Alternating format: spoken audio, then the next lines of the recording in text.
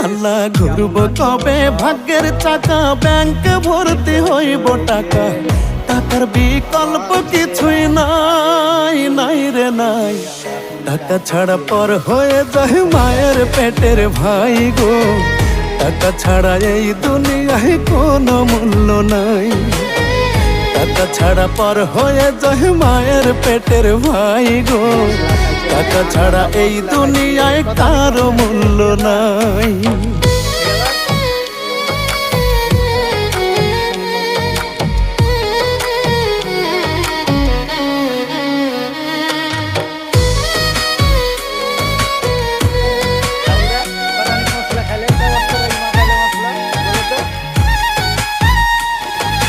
থাকলে টাকা মামা কাকা সবাই করে যত্ন